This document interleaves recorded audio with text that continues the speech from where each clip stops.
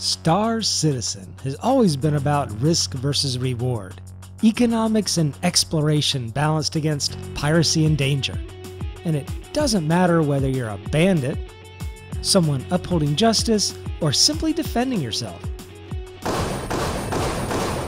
There's something we all need to feel that sense of victory in combat, and that is, we want to loot other players, which is something we haven't been able to do, at least so far.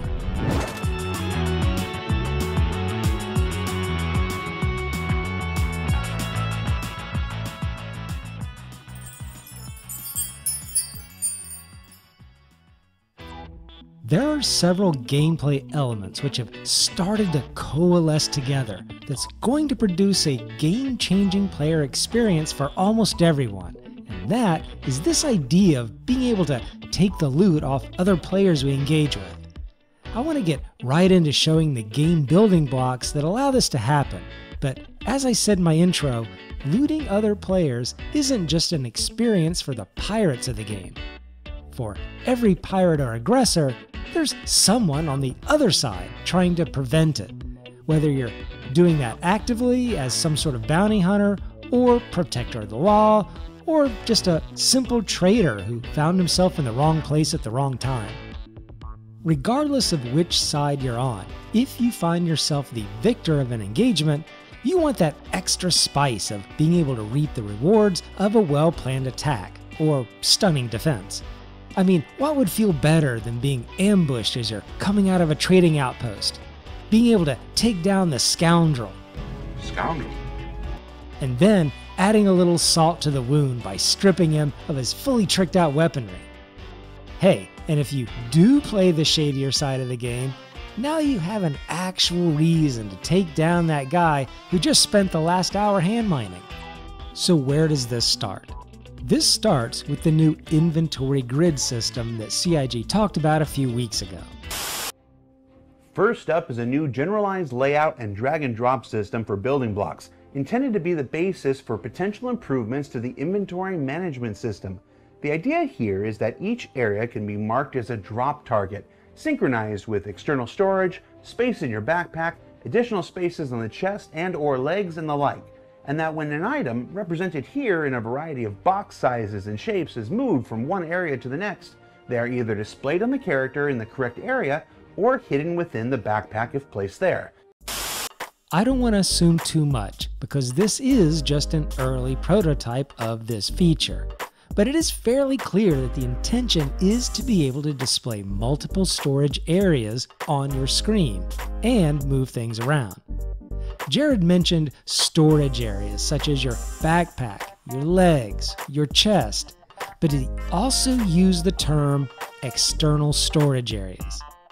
By displaying the different storage areas in the different grouped boxes, I think we can assume with a reasonably safe assumption that there is an intention to interact with storage areas external to the player, and have the ability to move things in and out of our personal inventory. This could be any variety of things, like some sort of external crate that the player themselves has dropped somewhere, some sort of storage container that we might find in the verse, or the personal inventory of another player. Right now, we pick up whole boxes, but think about being able to loot not only crates, but other objects. Imagine you find yourself in a wreck in space, or take out that scout ship doing some cartography. There's not much left cargo-wise, so you start poking around the weapons lockers and little cabinets, taking bits of this and that. Some things you can use, like a bottle of water in the fridge. Other things you can sell, like some munitions found on one of the crew bodies. Now, I know what you're thinking. A bottle of water? It's 5 alpha UEC. But imagine being that criminal, or maybe just an explorer looking for that rare find, forced to the edges of well-traveled space where resources are more rare. You've been out there a while. Your reserves are minimal. You're practically living as a scavenger off what you can find and gather in the verse. All of this, whether it be PvP looting for actual monetary gains, or whether it's this exploration, scavenger lifestyle, harvesting materials as a bare bones kind of salvage operator or something like that. All this is possible because of these grid boxes and what they recently said about looting. The looting mechanics in terms of, okay, what can I take? And you're going to be able to directly interface with your character and the items that you have, and vice versa. You'll be able to directly interface with external inventory. So for example, other players' backpacks on the ground, or crates, or cargo, or whatever, anything that doesn't have necessarily a physical representation in the world. It might have a physical volume represented in the game.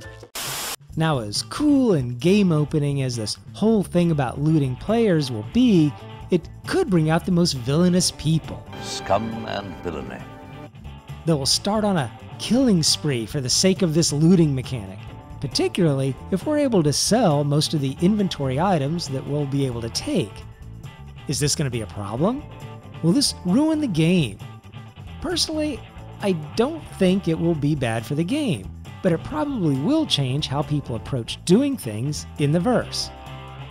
Being out in the middle of nowhere, hand mining rocks is probably pretty safe, but if you go to one of the hotspots like a cave, you'd better be on your guard. We must be cautious. And maybe even bring a buddy to watch your back. It's also very possible that some of the other gameplay mechanics will work their way into this looting activity. In addition to whatever it's likely doing in Squadron 42, the non-lethal takedowns and body dragging kind of mechanics may play in here. A full-on player kill may not be the way to go. It's very possible that different inventories on your body might not be available when a player or NPC is completely killed. We see similar things to this in games like Tarkov, where there's a special inventory area that is protected from looting by other players. They could incorporate that here, with the division being you are unconscious or you're dead. Players may stash their more precious items in one of the grouped areas that's locked to looting when dead, but open to looting when unconscious. That's all pure speculation, but it would make sense for them to make player looting more rewarding for a takedown over a sniper kill. You get loot from both, but you get more from the more difficult action of incapacitation.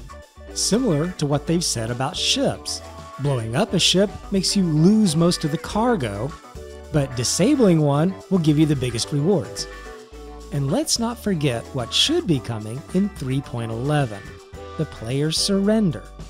Does player surrender also prevent a captured player from being looted? Maybe that allows the bounty hunter an easier way to capture and collect the reward, but the benefit to the captured player is that it keeps his belongings intact. We could think of it as admitting your guilt and cooperating with authorities in order to get a more lenient sentence. You can do it the hard way or the easy way. Again, this is complete speculation, but it does make sense, and seems like the way CIG might do something. Have different open sandbox choices the player can make that leads to different kinds of results. Also, to keep the verse from turning into an all-out violent shooting area, they've been introducing some of the criminality and penalty mechanics. Without those penalties for crimes, even a relatively lawful player might be pretty tempted to go ahead and take out another player they know is carrying some valuables. What if I see something that I want to take and it belongs to someone else? And they still might. You will be arrested. But the criminal system, particularly how they've described it in a more mature state, probably does help keep a little sanity in the verse. But what if I want it more than the person who has it? So when can we expect this? It certainly builds upon the inventory grid system, but to have things to loot, either from downed players or NPCs, it seems we need to have a little more persistence in the verse, and it sounds like at least the initial implementation of iCache. What I just described there is kind of like the end goal, and that's when we have item persistence and iCache comes online. But the first kind of next step is to kind of interact that external inventory, that UI interface, which will be an extension of the personal and the thoughts as it is now. Anytime I start a video like this, I usually like the idea of the gameplay I'm talking about and what it all means. But more often than not, by the time I get through doing the research, and assembling my own thoughts, I get myself even more excited about the possibilities. The members of the Reed organization are being extremely generous again and have donated an Aurora MR with game package for a giveaway. Reed is involved with science, exploration, and engineering, which includes the mining mechanics that we currently have, as well as future salvage. They are also involved in trade and logistics, and have a defense division to keep your mining and cargo hauling safe. Reed is a non-griefing or trolling organization that focuses on collaboration and emphasizes mutual respect for its org members and the community at large. To be eligible to win, just type in a comment to the video. Like and subscribe if you want to, feel free to use my referral code if you're wanting to get into Star Citizen, and I'll be talking to you later.